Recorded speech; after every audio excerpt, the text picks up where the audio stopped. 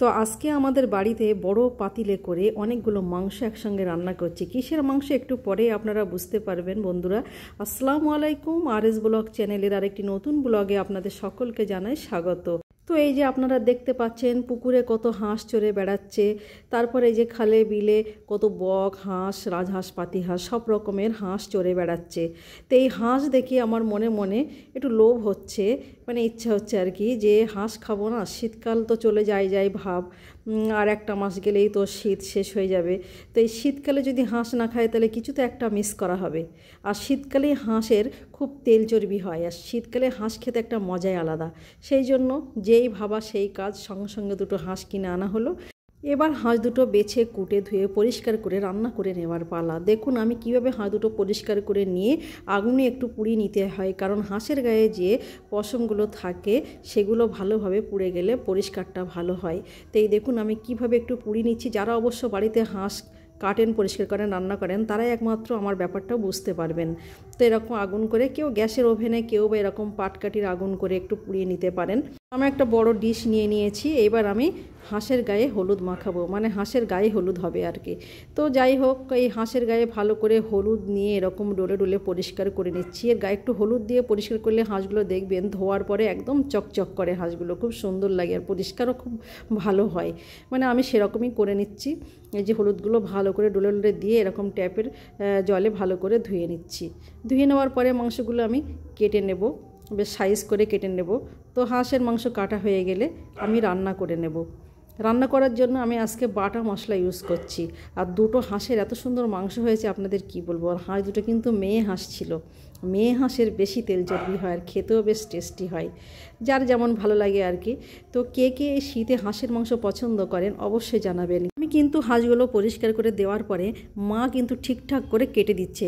আসলে সত্যি কথা বলতে মানে হাঁস আমি ভালোভাবে কাটতে পারি না, মানে মাংসগুলো ঠিক সাইজে আসে না। মা কিন্তু খুব সুন্দর সাইজ করে কেটে দিচ্ছে।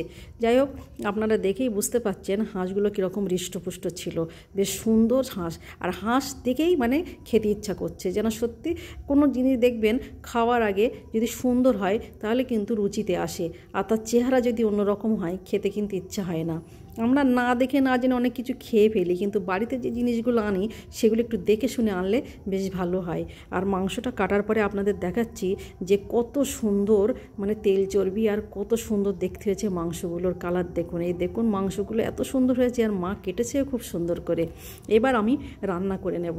তো এই হাঁসের মাংস কেউ রুটির সঙ্গে পছন্দ করেন, আবার কেউ বা ভাতের সঙ্গে। তা আজকে আমরা গরম গরম ভাতের সঙ্গে দুপুরে হাঁসের মাংস খাবো। যাই হোক, আমি এবার রান্না করে নেব।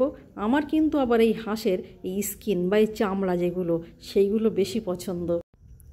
মা বেশ সুন্দর করে কাটতে পারে, দেখেই বুঝতে পাচ্ছেন। মা এত সুন্দর করে কেটেছে, আর হাঁসের মাংসের কালারটা আজকে দেখেই বুঝতে পাচ্ছেন মানে কত সুন্দর হয়েছে। মানে হাঁস দুটো সত্যি মানে সুন্দর ছিল। অন্য দিন আমাদের হাঁস আনে, মা আবার মাংসগুলো হাত দিয়ে দেখাচ্ছিল যে আজকের মতো কোনো দিন এত সুন্দর হয় না। সবসময় তো ভালো জিনিস পাওয়া যায় না। যাই হোক, রান্না করে নেওয়ার পালা। তো আমি বড় পাতিলে আমি তেল নিয়ে নিয়েছি। তো তেলটা গরম হয়ে যাওয়ার পরে আমি দিয়ে দেব কেটে রাখা পেঁয়াজগুলো। তো আমি যে মশলাগুলো বেটে রেখেছি আপনাদের দেখাচ্ছি। এই যে জিরে বাটা, আদা রসুন বাটা, আর শুকনো লঙ্কা বাটা, কিছু কাঁচা লঙ্কাও দিয়ে দেব।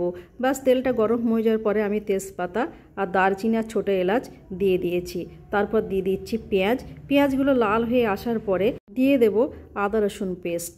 এই যে আমি ভালো করে একটু নেড়েচেড়ে নিয়ে তারপরে আমি আদা রসুন পেস্টটা দিয়ে দিচ্ছি।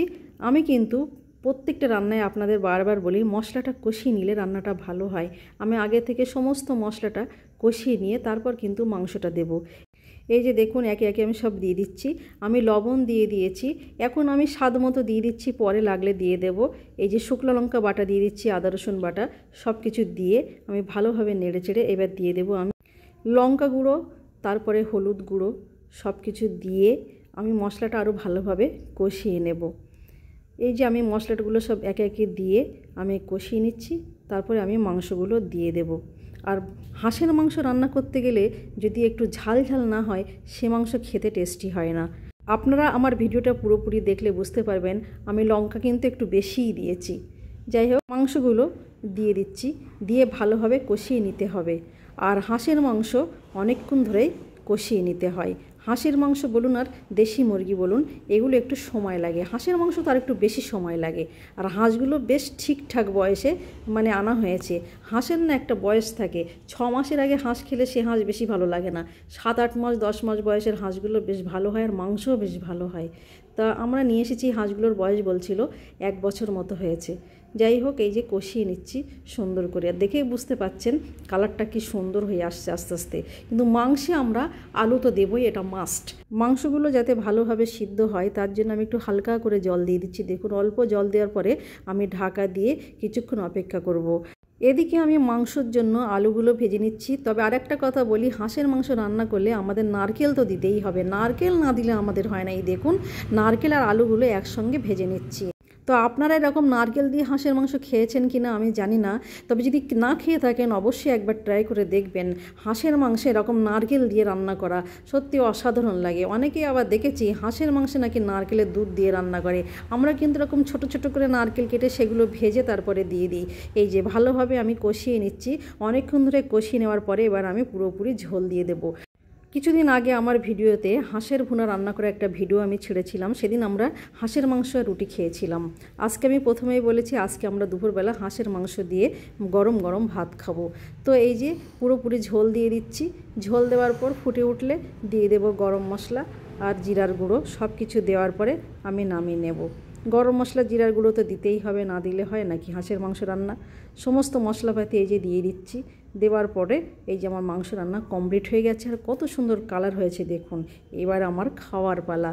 তো দেখুন আমি খেতে বসে গেছি। প্রথমেই আমি নিয়ে নিয়েছি আলু। বিরিয়ানি বলুন আর মাংস বলুন, আলু না হলে ঠিক আমার জমে না। তো আমি সমস্ত মাংসের পিস আমি নিয়েছি, মানে আমার যা যা পছন্দ এই যে সব কিছু নিয়েছি। এই যে দেখুন আমি কি মাংসের পিসগুলো আমি নিয়েছি। মা একটা বড় গামলিতে তুলে দিয়েছে, আর আমি আমার মনের মতো করে উঠিয়ে নিচ্ছি। আমি ফ্রেশ মাংসও নিয়েছি, হাড্ডি নিয়েছি। দেখুন গিলা আর যে স্কিন, যে চামড়াগুলো বলছিলাম হাঁসের, এইগুলো না খেলে ঠিক হয় না। আর কীরকম মোটা মোটা তেল চর্বিযুক্ত যে চামড়াগুলো আপনাদের দেখাচ্ছি দেখুন, মানে অসাধারণ কি বলবো। আজকে রান্নাটা একদম জাস্ট ফাটাফাটি হয়েছে। তো আমি অনেকগুলো মাংস আজকে খেয়ে ফেললাম দুপুরে। সবশেষে নিয়ে নিলাম কি একটা কলিজা। যে কোনো মাংসের কলিজা আমার খুব পছন্দ, সেটা আমার মা জানে। মা এটা নিজের থেকে উঠিয়ে দিল, বললো তুই আজকে কলিজা মিস করছিস, এনে এটা নিয়ে নে।